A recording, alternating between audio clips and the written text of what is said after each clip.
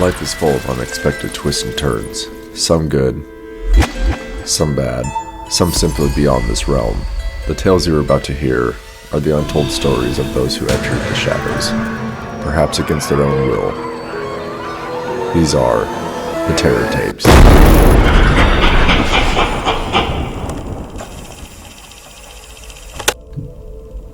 Episode 3. The Shadows Whisper. John's apartment was about as broken as he was. The walls sagged, the floor creaked beneath his worn shoes, and the smell of stale cigarettes and mold hung in the air. The one-bedroom space had once been a harmonious sanctuary for John, a place to disappear from the world.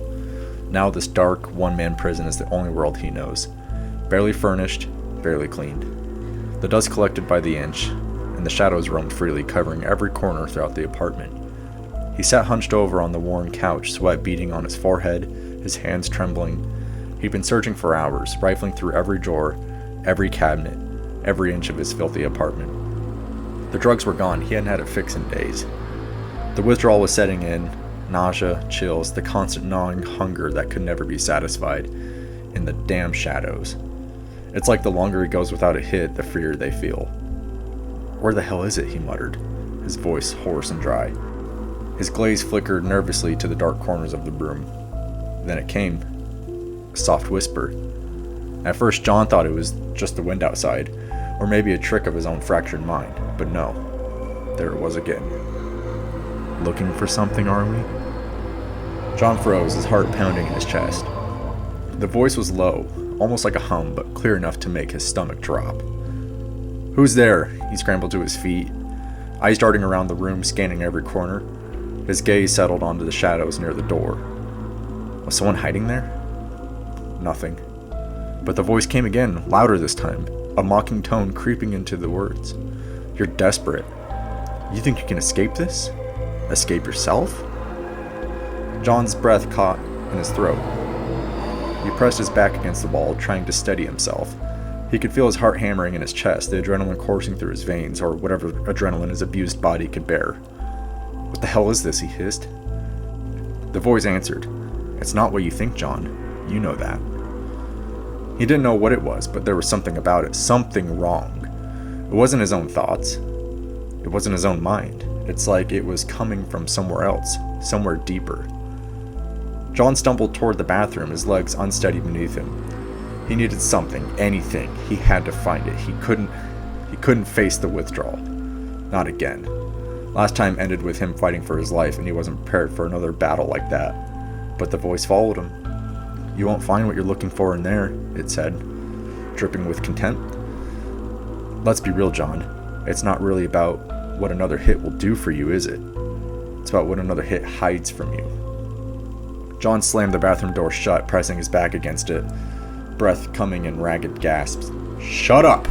he screamed, clenching his fist. "Shut the fuck up!" His lungs are barely strong enough to produce a shout louder than the voice's whisper. The voice chuckled, cold and hollow. "You can't run forever, John. You can't hide from me because I am you." John froze. The words, "I am you," rang in his head. He glanced down at the floor, his heart skipping a beat. His shadow, his own shadow, seemed to stretch unnaturally across the room, growing, twisting in the dim light of the bathroom. For a moment, it almost seemed like it was moving on its own. No, this isn't real. This isn't real. But the voice wouldn't stop. "I've always been here," it said, the words sliding into his brain like poison. "You just didn't want to see me. You've been running from me, John, but you can't outrun yourself. Especially now, huh?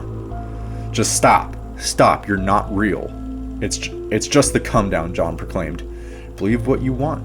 You always have," the whisper replied. John's vision blurred, the room spinning around him. The edges of his mind felt like they were unraveling. His knees buckled and he collapsed to the floor, the cold towel pressed against his skin. "See how far running away's gotten you?" The voice was everywhere now, inside him, outside him, suffocating him. The walls felt like they were closing in. He wanted to scream, but his mouth was dry and his throat tight. The shadow pressed against him, curling around his feet, reaching up towards his face. He couldn't escape. It was inside him. It was him. "You're not escaping anything, John," the voice whispered again. "You've been hiding for too long. You've been living in the shadows of your own mind, and now it's time that you joined us, like the rest. He could feel the breath of the whisper leaving his mouth without him saying anything, his chest exhaling and inhaling on its own, almost like the shadow was breathing inside John's own body. John's mind flickered with the images, his failures, his addiction, the weight of all the things he'd never been able to face, the things he refused to face. For what? He looked down at his shadow one last time. It was no longer just a dark shape on the floor. It had a presence, a form. It was moving toward him, twisting, reaching for him, pulling him in. And for the first time, John understood. He could never escape it. How could he escape himself? The world around John felt like it was dissolving. His vision blurred again. The edges of the room seemed to distort, like the apartment itself was breathing, inhaling, exhaling, as though alive, like the being existing in his body. His pulse quickened. The cold tile beneath his palms was a constant reminder of his crumbling reality, and the only thing he had to reassure him that this was real. The shadow had become more than just a dark shape at his feet. It was growing, crawling up the walls, stretching across the ceiling in unnatural contortions. "You're mine now," the voice whispered. The voice came from his head, the room, even inside his bones. It was everywhere. The shadow rippled as it shifted, and John's own body quivered. He wanted to run. He tried to push himself to his feet, but his legs were weak. His hands were shaking violently as he gripped the edges of the sink, fighting to stand. "Let me ask you something. Why are you still trying?" it taunted. "Is it to escape me? Escape yourself? Or are you that desperate for another hit?" You're not real," John cried out. "I'm as real as you are, John. You know it, and I know it. Every breath you take is mine. Every thought you have is mine. I've been here the whole time, trying to tug and pull you towards us. But no matter what, you've always resisted, insisting you know what's best for you, but look how far that's gotten you. Don't you see? We were inevitable." John's mind felt like it was splitting in two. He closed his eyes and clenched his fists so tightly that his nails dug into his palms, but it didn't help even as blood started to trickle down his hands. The voice was inside of him. He couldn't escape it. It knew him better than he even knew himself. He was now a stranger to his own body. "I am you," it said again. "I've always been here, John, hiding in your shadow, in your thoughts. You've spent so long running, haven't you? Running from everything, your addiction, your fears, your guilt." John's heart raced faster, and his head pounded, as if the words were cracking his skull open.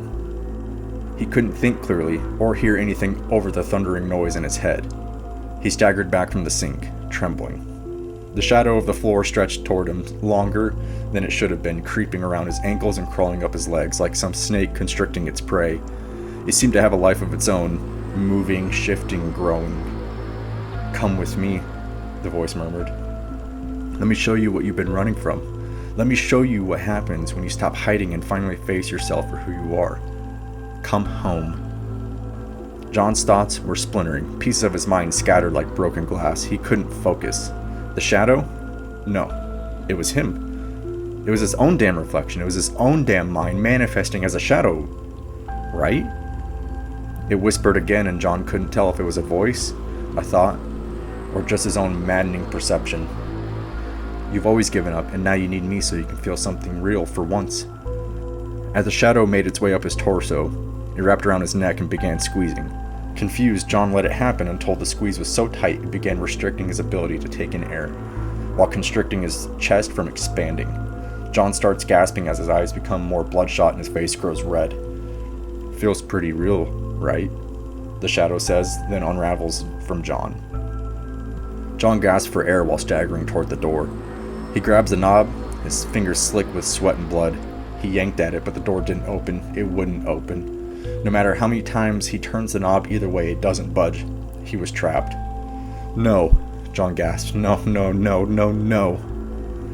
The voice laughed softly, the sound chilling, like a hiss of air through a broken vent.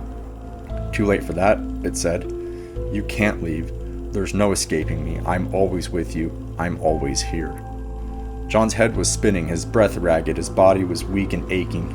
His mind felt made of glass, cracking and splintering under his despair. Suddenly he realized something he hadn't fully understood until now. The voice was a shadow, not metaphorically, but literally. He thought the shadow was just a thing at his feet, but now it was growing, bending toward him, reaching for him. It was alive, it was moving, it was him. He couldn't escape it. He could never escape it. The shadow stretched forward, crawling along the floor, reaching up towards John's legs. It was too much. His body collapsed beneath him, his knees buckling, and he fell hard to the ground. "Please," John whispered, voice cracking. His mind was unraveling, his thoughts racing in every direction. I can't. "You don't have to fight anymore," the voice said, now impossibly close, whispering directly in his ear. "You've already lost. You've always been mine." His shadow swelled, engulfing him, swallowing him whole. His vision went black, his breath caught in his throat. The room around him dissolved, and he was submerged in darkness, crawling into every orifice and consuming him from the inside out. John watched as his body went from living flesh to slowly fading into a shadow. He climbed up the sink to look in the mirror and watched as his own face faded out and his eyes disappeared into the darkness now overcoming him. The apartment was silent now, the dim light flickering overhead. John was no longer moving. John was nowhere to be found. The shadow on the floor had consumed him, pulling him into its embrace, erasing the last traces of his humanity. He no longer existed as a person. He was a part of the dark, a part of the thing that had been following him all along. As does life, time moved forward without John and months passed. No one was checking on him, not at that shithole apartment. As long as they got their money subsidized by the government, frankly, they could give a fuck if their tenants were alive. In fact, they'd almost prefer them dead. It's less maintenance that way. John, as far as they're concerned, was their best tenant. Checks still made it, on time every month, somehow, some way. One day, a loud knock was heard at the door. The dead silence answered, but the person on the other side of the door insisted on entering anyway. Keys jingled on the other side of the door, and then the door creaked open. Ernie, the old maintenance man, stepped into the apartment, his boots scraping against the filthy floor as he shuffled in. He was a tall, tired man, the last of the few who still worked in the building before retiring to his cabin in the woods. John had always envied him, the simple life, the fishing trips, the peace. Ernie had always been content, unlike John, whose mind was always racing. Ernie came to check on John. One could argue Ernie was the only other living person who cared about John since he'd pushed away his family in exchange for a hit. The landlord had told him that the apartment was abandoned, but he didn't know why. No one had heard from John in months. Maybe he skipped town. Maybe he just left. The door creaked as Ernie walked inside. The apartment was eerily still, the air thick and stagnant. His eyes scanned around the room, confused by the state of disarray and the silence that hung heavy. As he walked through the apartment, he couldn't help but feel as if he wasn't alone. These apartments had been Ernie's stomping ground his whole career. He knows when the apartments were empty or not. But though his eyes led him to believe he was alone, his intuition begged to differ. "John?" Ernie called softly, his voice cautious. "You here, son?" There was no response. Just the sound of his own footsteps and the oppressive silence. Ernie made his way further into the apartment, looking around. He heard strange things about John, rumors of his withdrawal, of his struggles, but he never imagined it would come to this. As he reached in the middle of the room, something caught his eye, a dark shape on the floor, something that didn't belong. He stepped closer. The shadows seemed to shift, the edges wriggling like the ink from a spilled bottle. Ernie stopped dead in his tracks, confusion overtaking him. The shadow, it wasn't right. A single lamp turned on in the corner of the room, acting as the only light source in the entire tiny apartment, but the darkness around the light looked thick and vibrant, like a shadow fluid of sorts molding around the light. Ernie just couldn't quite make out what he was seeing or believing at that. As he stepped backwards towards the door, his foot hit something and he looked down, only to see a small shadow scurry away into the deeper darkness of a corner. "John? That you?" Ernie asked, concerned. He cautiously approached the shadow in the corner, trying to piece together what he was looking at. He reached out to touch the shadow, but before he could react, the shadow lunged faster than he could move. The air grew cold, the temperature dropping sharply. The darkness swelled him and filled the room as it opened up wide, wrapping around his legs, pulling him down. Ernie looked at the light source and saw John standing there, staring at Ernie, who was reaching out for help. "Help me!" Ernie screamed out. John's face was filled with pain and regret, until he faded into nothing again. Ernie's scream was muffled as the shadow closed in, its form distorting into something monstrous. Ernie's body convulsed as the shadow consumed him, swallowing him whole. His whole body twisted unnaturally as though the very essence of life was being drawn out of him. The shadow expanded, dragging him deeper into itself until there was nothing left but the dark silence of the apartment once more. The last light in the apartment flickered out, and the room was left in complete darkness. And that concludes another journey into the dark world of the Terror Tapes. If you enjoyed the terror, don't forget to like, share, and subscribe. Join our growing legion of fear seekers, and together we'll explore the darkest corners of the unknown. Until next time, stay haunted.